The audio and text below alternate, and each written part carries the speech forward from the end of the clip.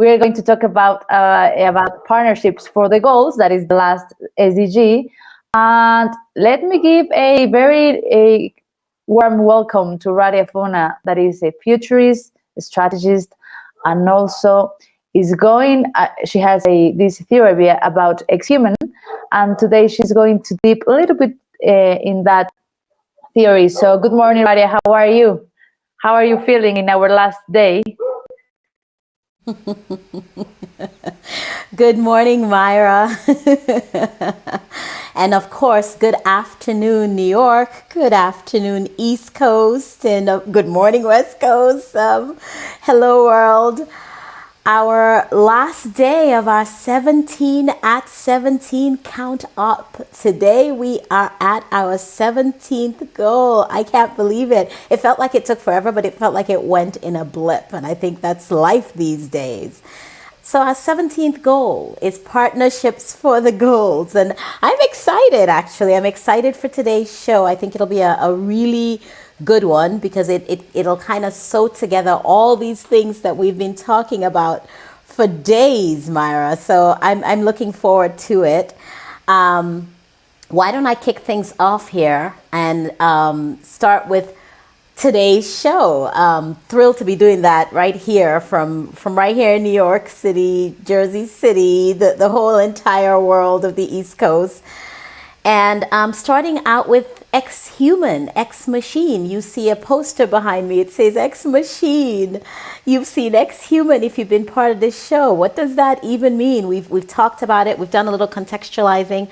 But what we'd like to do today to introduce the show is to talk a little bit about ex-human and this radical connection between my theory of the exponential human and the Sustainable Development Goals. So let's go. Today's context is the context for SDG 17, Partnerships for the Goals. Let's start at the beginning with the ex-humans. I will start with a little story in essence, right? So as we all know, humans are no strangers to developing technology to improve their circumstances. We do it all the time, from the shaping of crude tools and the use of fire very early in our history to the development of artificial intelligence and robotics today. Our civilizations have become more and more complex. We are witness to that. And more interconnected. We are witnesses to that as well. While our ingenuity has resulted in the development of technologies that our ancestors couldn't have began to dream of, they've also fueled these civilizations. Before I say the other part of it, we've also struggled, though, with unintended consequences throughout our history. Some of them are really frightening. Others are manageable, if you will. In 2020, though, we're marking a very interesting set of decades. 2 disruptive decades of the fourth industrial revolution. It's a little unbelievable that we're coming on 20 years of the fourth industrial revolution. It's kind of crazy. But in 2020, that's exactly what we will do. Industry 4.0, second machine age, whatever you want to call it, 20 years of that. And this technological revolution has been an interesting one because it combines physical, digital, and biological realms to fundamentally transform our societies, to fundamentally transform our global and local economies. It's just changed the way we do business. And if you're listening to my theory, it's changed who we are. So let's talk a little bit about me in my theory. In 2011, gosh, that was what? Almost 12 years ago, a little over a decade ago, into the fourth industrial revolution, I recognized something, that there was a massive disruption and shock, not just to our organizational systems, but to our societal systems, literally to our industrial, societal, and systems and our civilizations themselves.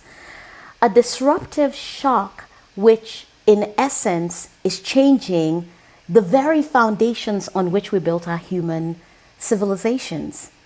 As a result, I started Build and Blaze in 2012 to address that ensuing gap in strategy, in systems design, in process. But it's actually kind of interesting.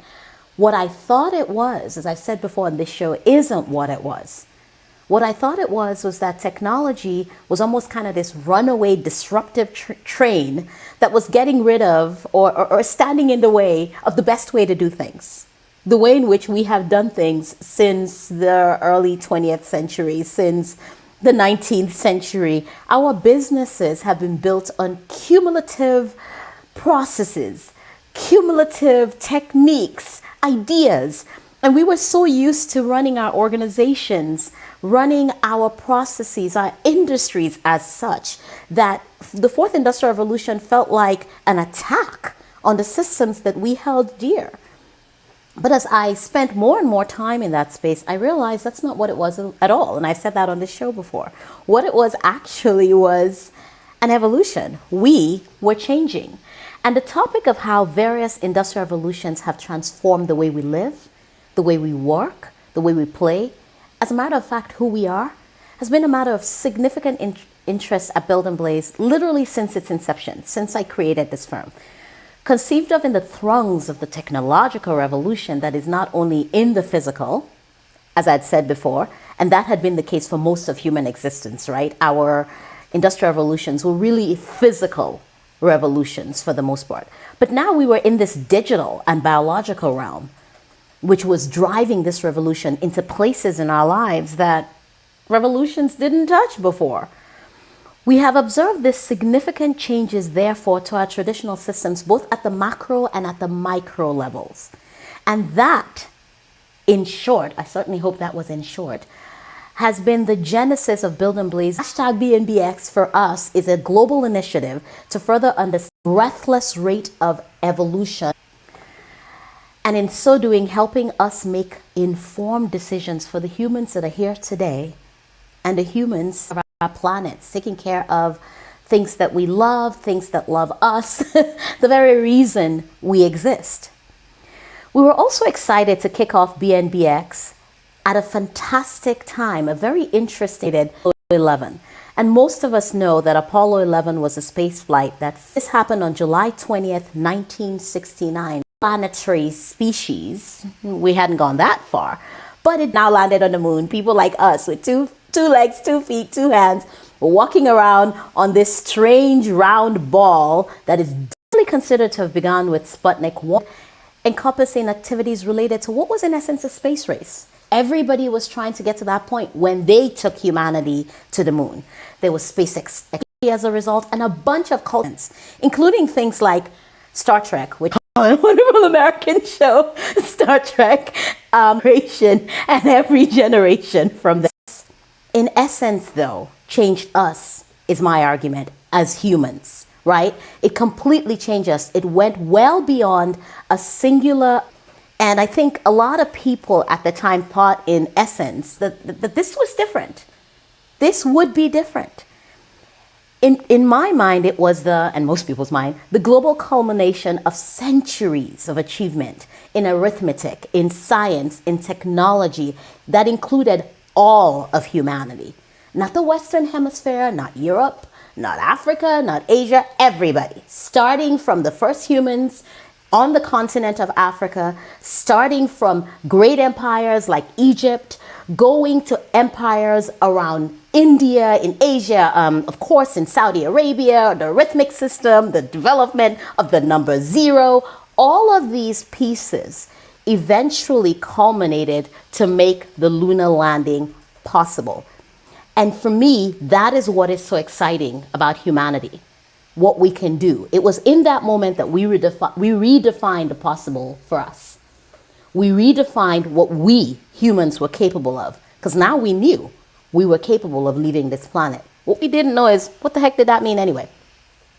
But cumulative moments like these, moments that are made possible by all our achievements as humanity, are what I call cumulative moments. So these type of moments I have coined cumulative moments, and these are, and this is my definition of human history, is so fundamentally transformed that it disrupts the arc of our evolution. And I believe that this cumulative moment, the first time that humans left our home planet to set foot on another world, is one of those few that have stacked on top of one another over space and time to convert us, our human singular physical existence, to an existence of duality. What is that duality? Well, that duality is in both physical and in digital form. I truly believe that we human beings now have a digital double that lives in the land of the web. This digital double that is our face, is our Google personality, right? That is that person that the digital realm knows that may look nothing like the person out here. And that is mind. So looking at that relationship, I use that to define the rise of human has so created a duality that I have coined them the exponential human or the ex-human. And in essence, that's what the ex-human is. An evolved human, the next generation of humanity that is evolving with machines and coexists online and here. Text. With that context of the ex-human, I'd like to get to today's show and to the SDG that is closing our count up, which is SDG 17, Partnerships for the Goal. I can tell you that in a moment, but what I would like to do is flip back over to my friend Myra and have her kick off the show for us for SDG 17. Myra?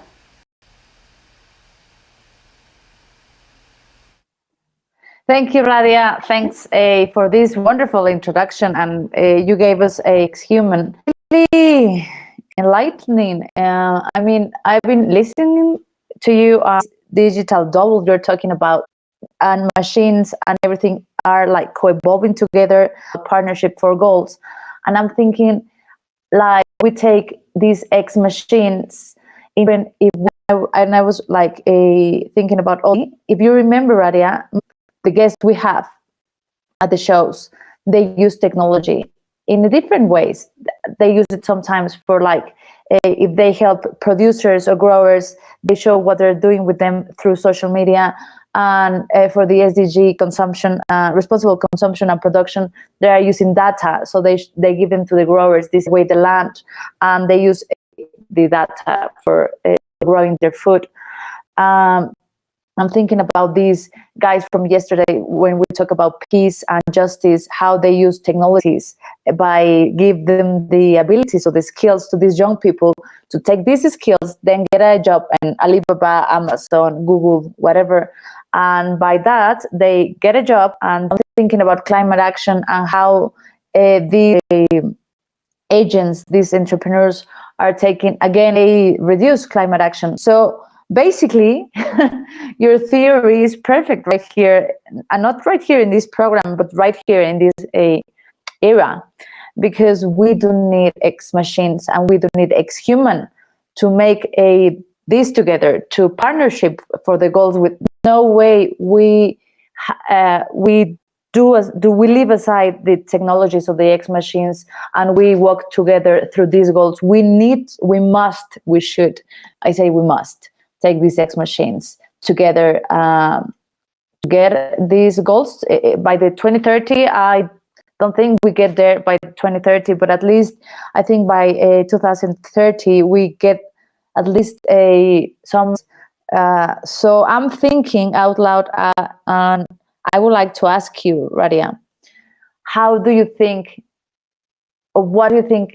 How do you think? Which is the best way for X machines to get involved in these partnerships? Which is the best way for humans to use these X machines in order to do this partnership, in order to reach these goals, or not to reach, but at least to approach to these goals? Which do you think is the best way to use these machines? I think that was, thank you. I think that was a thoughtful response. I really appreciate the question, especially as you start to walk. Before I even get to that, I want to back up and I want to address something you said, which was spot on and so correct. You said that we actually need this to meet the goals.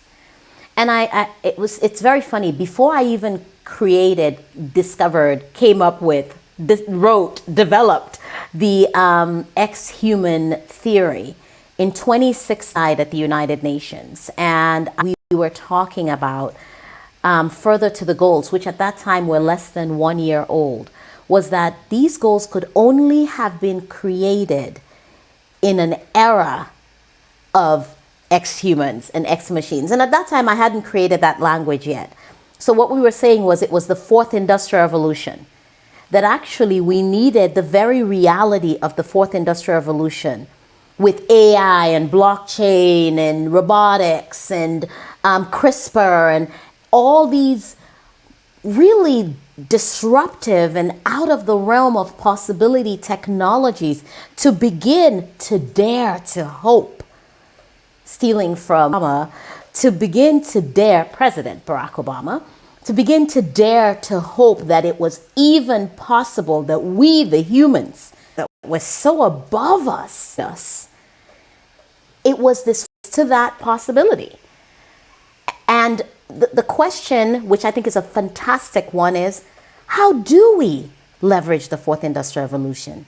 It's technologies. I don't think that anybody has really been thinking about the difference in people from the same perspective as we were thinking about the disruption in machines.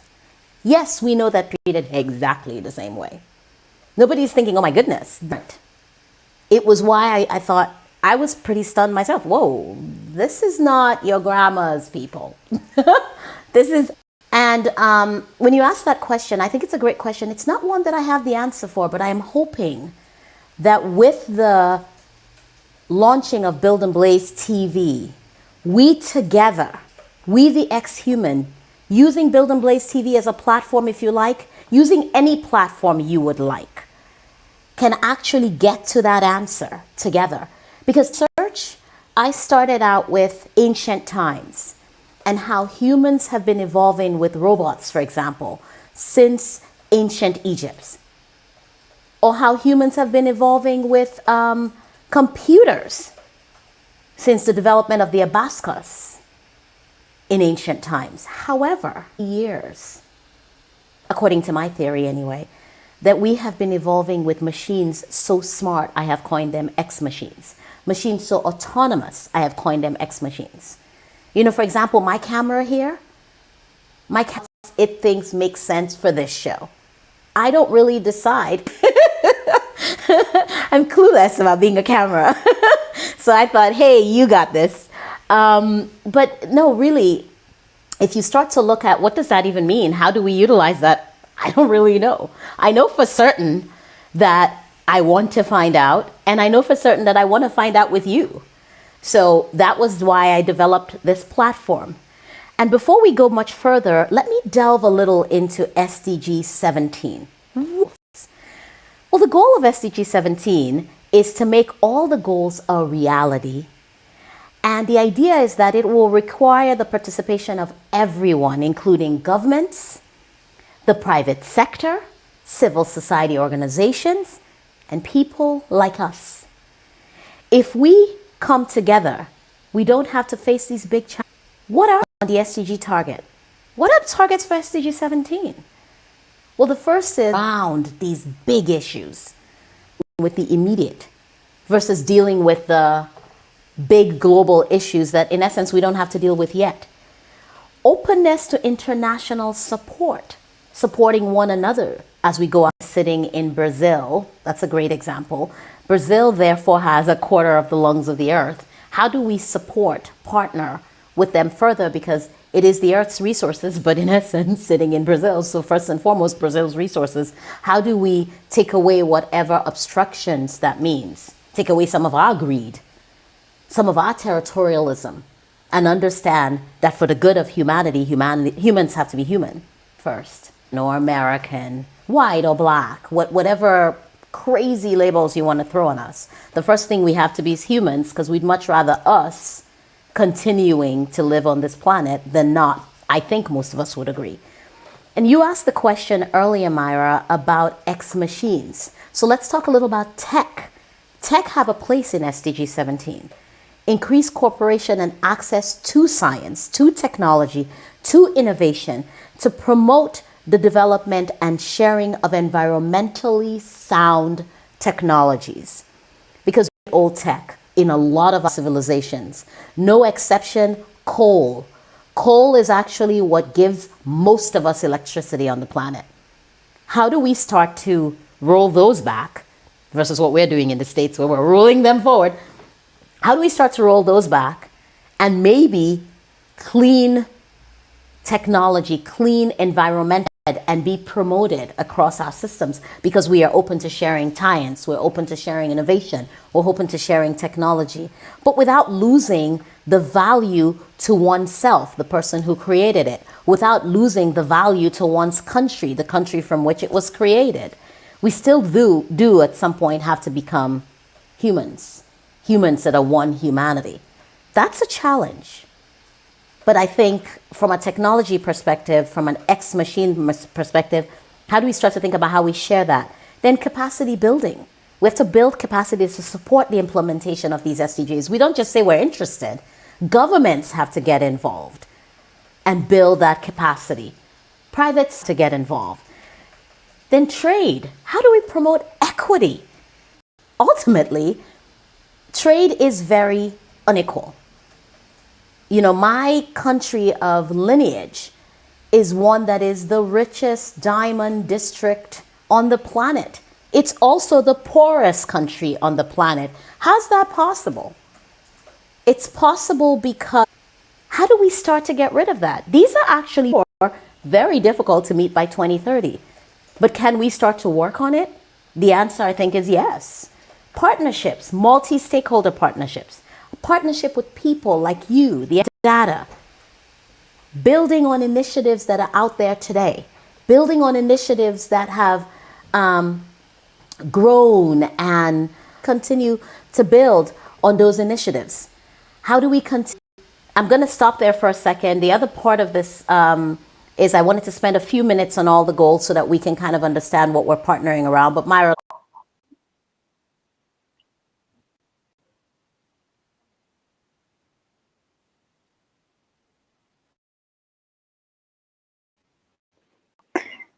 So written capacity building, trade, systematic issues, you already say about a lot about them. And yes, I do believe we have to work this together, and it's just not about a governments, because basically when we were talking about doing this Beat and Blaze TV show, one of the things we said is at the UN, they reunite and they make the countries. And we have to help these governments. I've seen like so many I've seen so many times they try to make law, but they don't explain to people. You know, I'm really signed for something, and honestly, if we didn't have this show, I wouldn't be studying about these 17 SDGs, and I wouldn't be looking for people who is doing. I think there's for knowing these SDGs.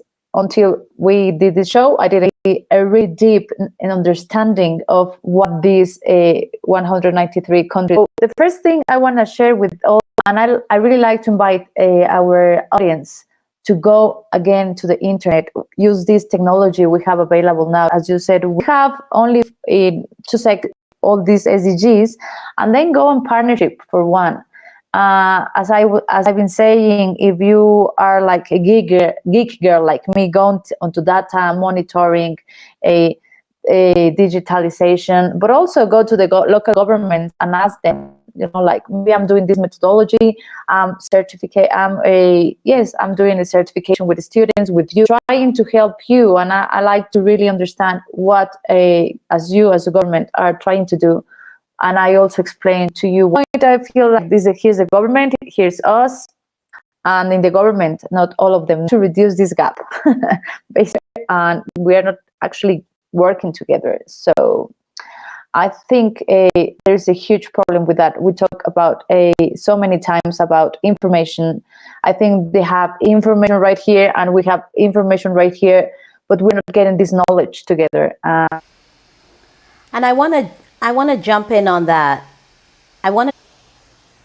I do like that, and I think especially as you start to talk about information and you start to talk about knowledge and you start to talk about how you can spread that information and knowledge And I'm glad that you pointed out that so many people may have some vague awareness of the so many. It's very difficult, I think, for a lot of people to grasp that with a show like this, and I'm sure other many people together and put together a cohesive. I wanted to close the show today by walking through the goals with a little bit more detail. So the show will go over maybe detail, because I think this is really important, through the goals, so that we can understand what we are trying to partner to achieve.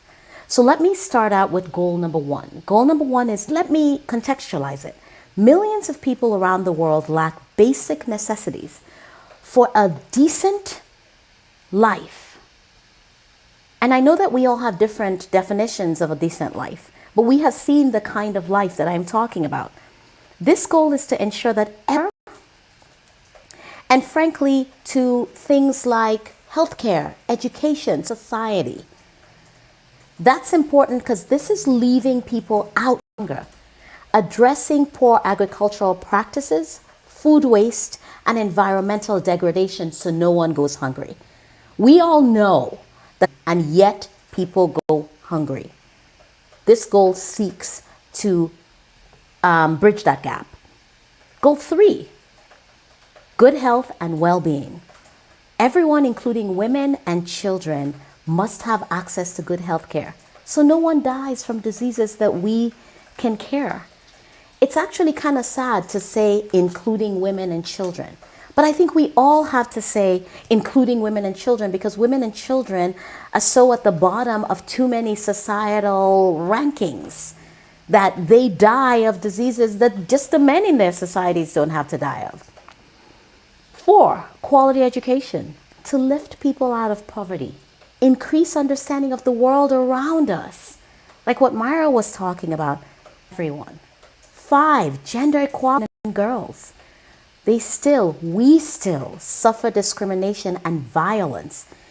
We need equal access to education, to healthcare, and decent work so we can benefit societies.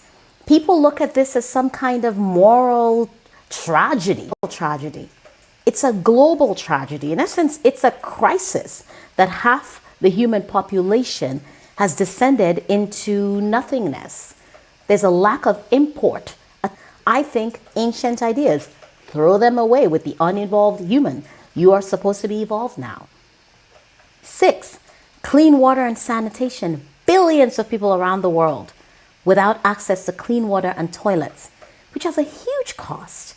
Has a huge cost on our societies.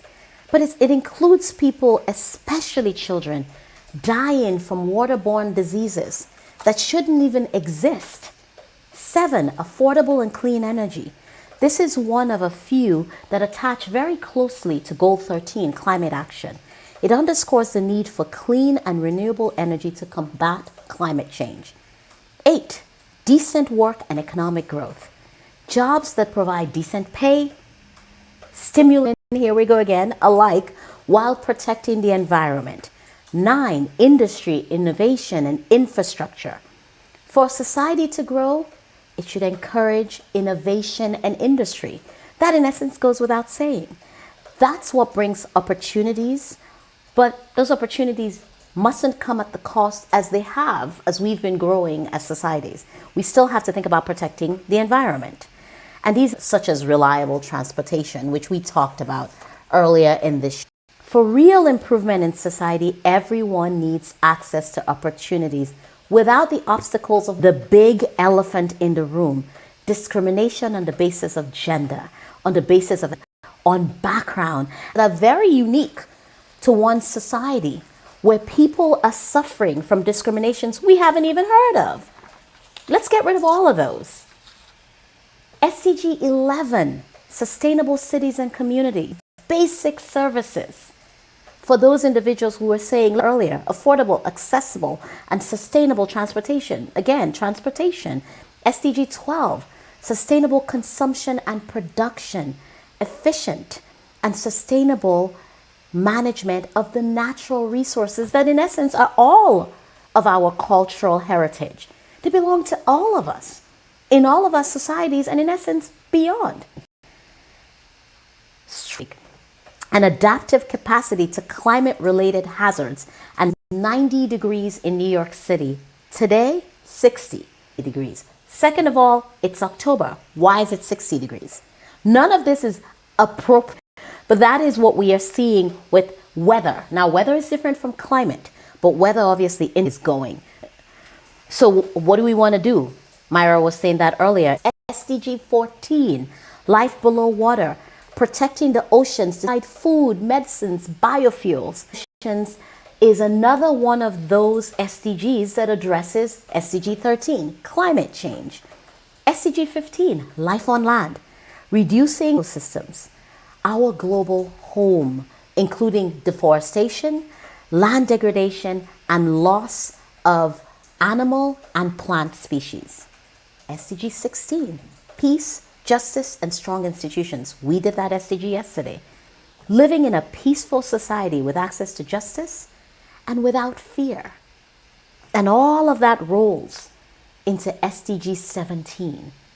And the way I want to close the show today, which is on all of these SDGs that I just walked through, from 1 to 17. 17 is the goal that says, let's work together. We can do this together. One of the things that we have been talking about recently of United Nations University is about why the SDGs need the ex-humans and why the ex-humans need the SDGs. In short, Dr. Arabasay would say that SDGs, because that action framework is one that helps us humans know what is right and wrong, helps us maintain for our great flip side. The SDGs need the ex-human because the SDGs cannot be met getting involved and spread media through their own networks, getting involved in their own communities, this, and build a world that we can be proud of, build a world that we want their children to grow up in, that they'd want a lasting legacy for humanity. Now, I'm going to, on my side, before I flip it over to Myra to close the show, thank you for spending the last couple of weeks with us. Thank you for taking this 17 at 17 journey with us. This journey is not over. It's only the beginning of our engagement with you. We are going to have a mirror journey starting tomorrow, where we will continue to engage with you and we will continue to move on. If you've been listening to the show, you know that this is a one-year initiative to get a sense of how we can best support goals that we believe in, especially through my. Thank you again for spending time. Send this over to you to close. You have been an amazing host. Thank you.